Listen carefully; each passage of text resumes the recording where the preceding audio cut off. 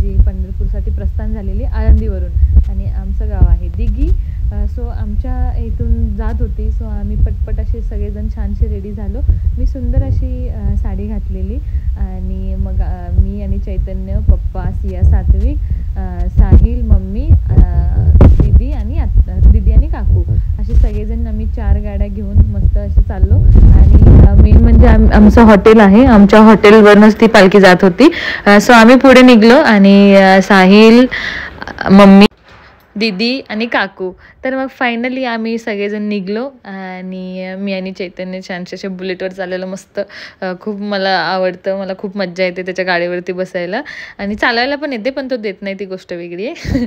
मग हे बघू शकता, तर इथूनच चालू झालेली पालखी आणि खूप लोक होते, इतके लोक होते की खरंच त्यांना बघून इतकं छान वाटत होतं. तर मी चैतन्याला म्हणत होते चल ना आपण पण जाऊयात, आपला कधी टाईम आहे, आपण कधी जाणार.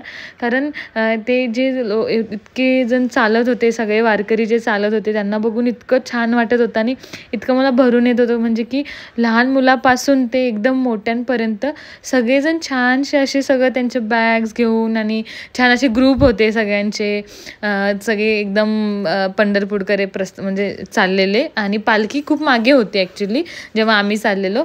आणि आम्ही पण वारकऱ्यांसाठी अन्नदान करणार होतो, कारण दरवर्षीच करतात. ही माझी ही फर्स्ट टाईम होतं, कारण ते पहिल्यापासून मम्मी पप्पा हे सगळेजण करतात वारकऱ्यांसाठी. आणि मग मी तर खूप सुपर एक्सायटेड होते. मला बघायचं होतं की कसं असणार आहे, कसं होणार आहे. तर हे सगळे रस्त्याने चालत होते सगळे वारकरी, ह्यांना बघून खरंच इतकं छान वाटत होतं. आणि ते जे वातावरण आहे इतकं छान होतं. तर हे मिलिटरीमध्ये ग्रिप्स सेंटरवाले, तर हे लोक पण हाय करत होते जेव्हा मी व्हिडिओ शूट करत होते. खरंच म्हणजे अदर डेजमध्ये तिकडं काहीच अलाउड नसतं, सगळे गेट बंद असतात, फुल सिक्युरिटी असते.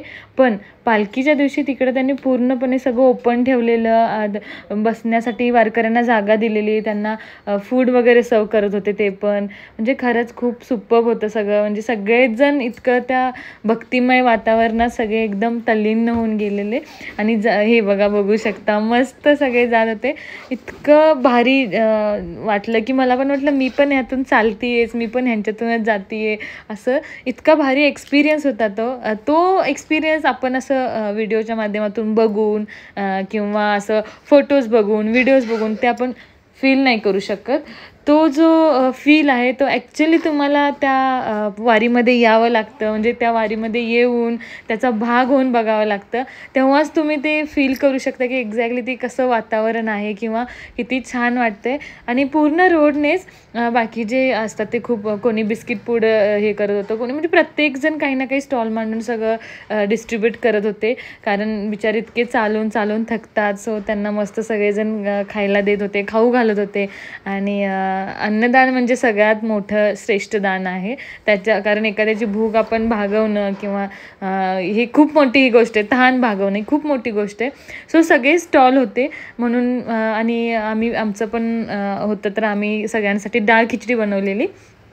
तर मी तुम्हाला ते पुढे दिसेलच. सो हे बघा, हे सगळेजण जात होते, तर मी पण मस्त मज्जा घेत होती. मला खूप भारी वाटत होतं ह्याच्यातून चालता.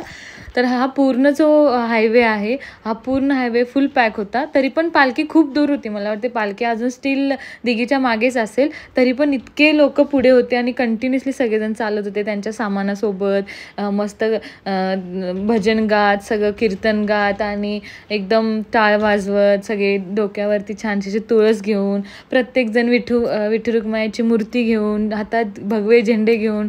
ते जे वातावरण होतं एकदम सुपर्ब होतं म्हणजे खरंच. आणि मी माझ्या आयुष्यात नक्की एकदा तरी वारी करेल. तर ही कोणती तरी पालखी होती, ही समोर चाललेली जेव्हा आम्ही आमच्या हॉटेलमध्ये पोहोचतच होतो तेव्हा. तर आम्हाला वाटलं काय हीच आहे, पण ही नव्हती, कारण इतके इझिली नसते, खूप गर्दी असते, खूप जास्त गर्दी असते. देन मग आम्ही हॉटेलमध्ये गेलो.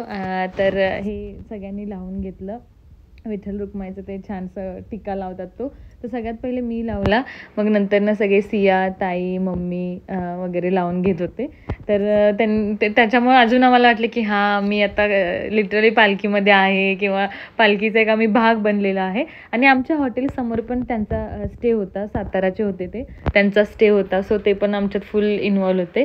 तर सगळ्यांनी असं छानसा टिका वगैरे लावून घेतला इकडे. तर आमची धावपळ तेच चालू होती की आता आपल्याला खिचडी वाटायची. सो त्याच्या पहिले आम्ही केळी वगैरे पण वाटली वारकऱ्यांना आणि मग नंतर मस्त खिचडी वाटणार होतो.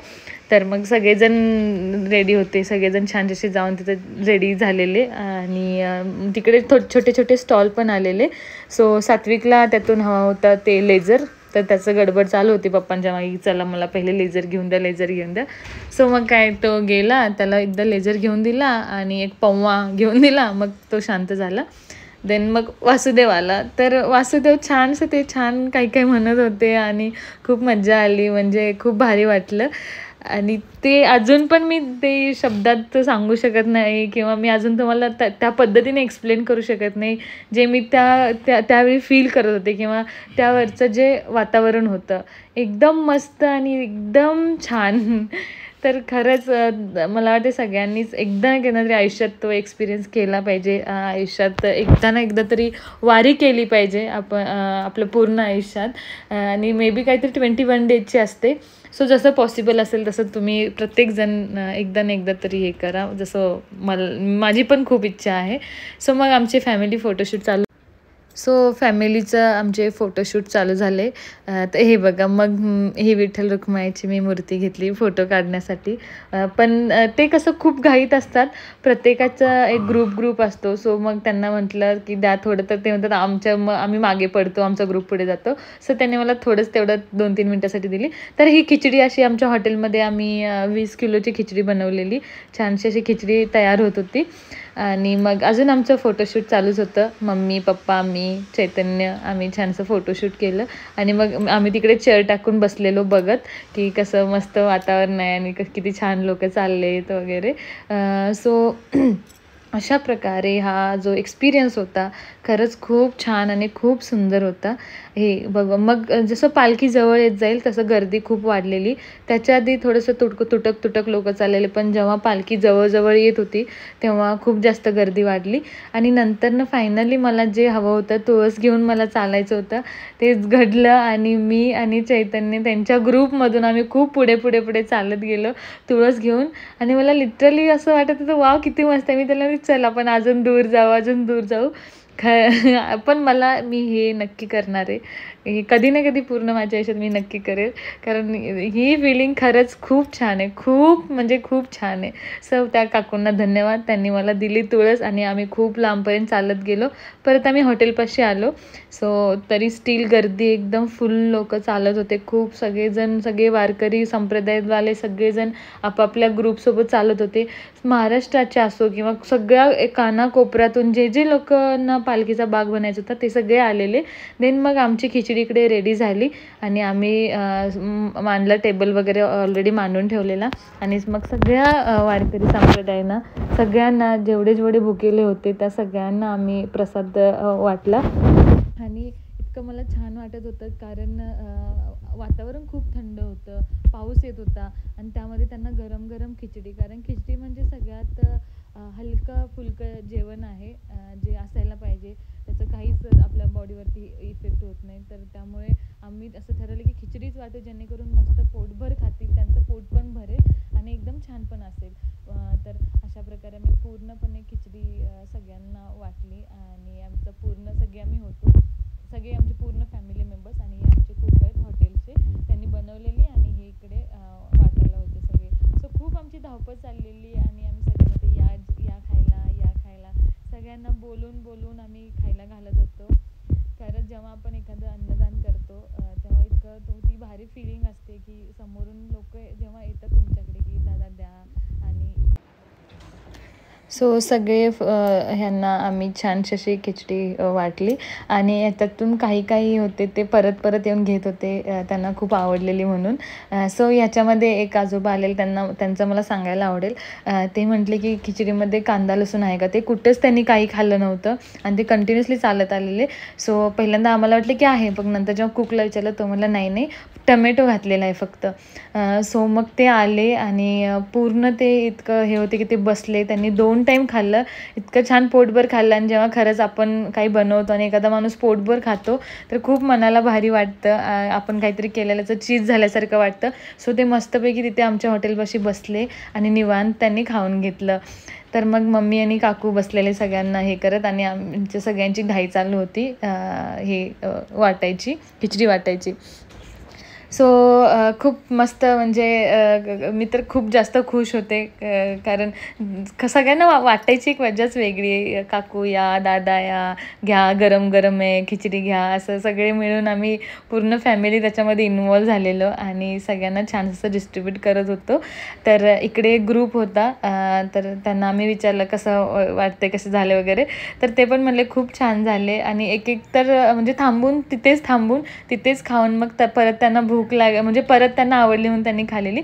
सो हे एक होतं, ह्या पण एक आंटी सगळ्या होत्या, ह्यांचा ग्रुप होता. तर आम्ही त्यांना विचारलं कसं वाटते म्हणून, तर त्या म्हटल्या खूप छान, बघा त्यानंतर खूप छान. सो खरंच सगळ्यांनाच आवडल्याने ज्या पद्धतीने रिस्पॉन्स मिळाला, म्हणजे आम्ही मे बी 30 मिनिटात आमचं पूर्ण खिचडी संपून गेली. आणि आम्हाला म्हणजे आम्ही पटपट सगळ्यांना वाटत होतो. आणि जसं पालखी जवळ येत असल्यामुळे सगळ्या लोकांची गर्दी वाढत चाललेली आणि सगळेजण मग येऊन मस्त खात होते गरम गरम खिचडी. तर खरंच खूप भारी होती. आणि नक्की नेक्स्ट इयर पण आम्ही अजून काहीतरी एक एक्स्ट्रा मेन्यू ॲड करायचा किंवा मे बी क्वांटिटी अजून जास्त ठेवायचं हे करू. नंतर जेव्हा खिचडी संपली तेव्हा पण येऊन काही होते वारकरी, ते म्हणत होते संपली का किंवा आहे का अजून हवी होती. पण आम्ही 20 किलोचीच केलेली, त्यामुळं मग नंतरनं थोडी उरली नाही. सो मग नंतर म्हणलं ठीक आहे चालेल, काही प्रॉब्लेम नाही, नेक्स्ट इयर आपण अजून एक्स्ट्रा करू आणि अजून काहीतरी करू. तर असे सुंदर विठ्ठल रुक्माईच्या मूर्ती आमच्या समोरून जात होत्या. आणि नंतरनं हे बाबा होते, हे बाबा पण बिचारे एकदम थांबा म्हटलं थांबले आणि ते छानसं काहीतरी गात होते की विडापिडा टळू दे, सगळे संकट नष्ट होऊ दे, संसार सुखाचा होऊ दे. आम्ही as a newly married couple खूप म्हणजे सगळ्यांनाच छान असतं की आशीर्वाद मिळू देत सगळ्यांचे. सो आम्ही जेवढ्या लोकांचे आशीर्वाद घ्यायचे होते सगळ्या लोकांचे आशीर्वाद घेतले. आणि नंतरनं हे आजीबाई होत्या, ह्या म्हटल्या मला तुझ्यासोबत फुगडी घालायची. सो मी त्यांच्यासोबत फुगडी घातली आणि नंतर त्यांनी सांगितलेलं मी थांब म्हणेल तेव्हा तू थांब. सो ठीक आहे म्हटलं थांबले. आणि हे पप्पांचं आणि ह्या दोघांचं चालूच होतं इकडे फुगडी घालायला. देन मग मी, ताई, काकू आणि सिया म्हटलं चला आपण ग्रुपवाली फुगडी घालू. तर आम्ही छानशी अशी तिकडे मध्येच ग्रुपवाली फुगडी घालत होतो. आणि मग काय पालखी जवळ येत होती. तर हे बघू शकता, पालखी आली फायनली जवळ. इतकी गर्दी की सांगायलाच नको. आणि लोक इतकं जोरात ढकलत होते. सो मी तर काही डेअर नाही केलं पुढे जायचं, माझ्यात तरी काय डेअरिंगच नव्हतं, कारण ह्याच्यामध्ये खूप चिरडाचिरडी होते, खूप चिंगराचिंगरी होते. सो चैतन्य तो गेला, त्याने खूप समोरून दर्शन घेतलं, त्यामुळे तुम्हाला इतक्या जवळून हे दिसते. आणि तो तिथून छानसं असं दर्शन घेऊन आला. अशा प्रकारे छानशी अशी वारी